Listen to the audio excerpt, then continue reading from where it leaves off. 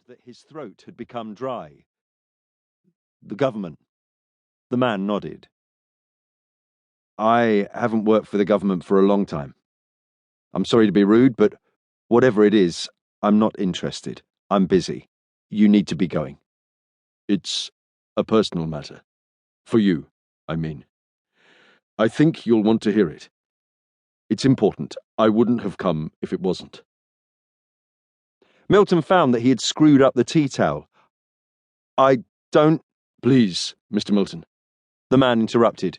You'll thank me. Milton looked at him.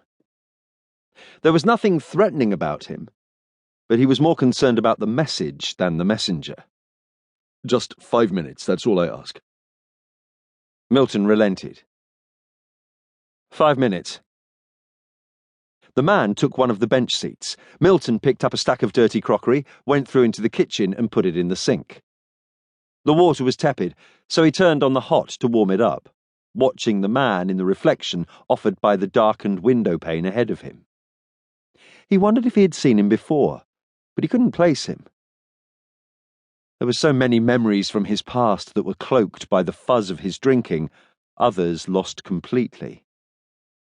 He gave it a moment's thought and then abandoned the attempt. There was no point in trying. He wouldn't be able to remember. He poured 2 mugs of hot tea and took them over to the table. He handed one to the man and sat down opposite him. What's your name? Logan. William Logan. And what do you do?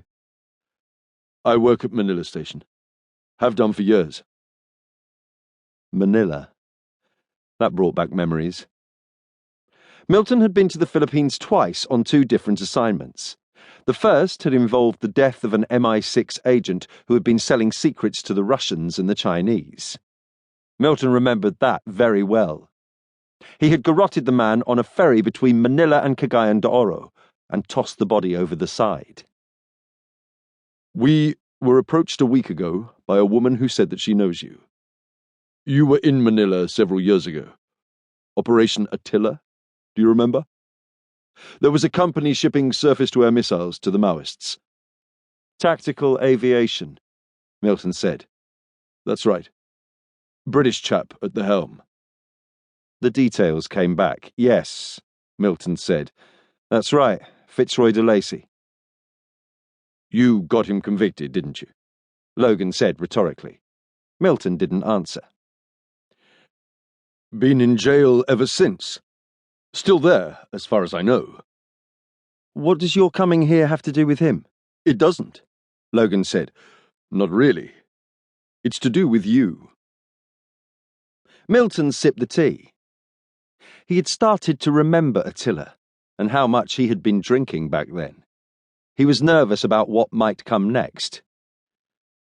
There was a local woman involved with Tactical. I suppose, if you were being charitable, you'd say she was employed in a hospitality role. Her name was Jessica. Milton finished for him. Jessica Sanchez. Yes, Milton said. I remember her. But Miss Sanchez was working for us, too. She was on our books. She helped you get into the company. Milton shrugged. He wasn't about to share what he could recall with a man whom he had never met before tonight. Logan seemed content to continue. Miss Sanchez came to the embassy 2 weeks ago. Wanted to see you, in fact. I told her that was impossible. We don't just arrange appointments between our agents and any Tom, Dick, or Harriet who comes in off the street. But she was pushy. I told her no again, and then she said that she'd go to the local rag and spill everything about the operation to put de Lacy away. You probably don't remember this, Milton, but Tactical had people in London on the payroll. Government people. She gave me some names, and they checked out. She knows all of it. And some of these people are still in post. Some of them are senior now. It would be very embarrassing if that ever got out. Very bloody embarrassing indeed. He sat back and spread his hands. I tried to get rid of her, but she insisted.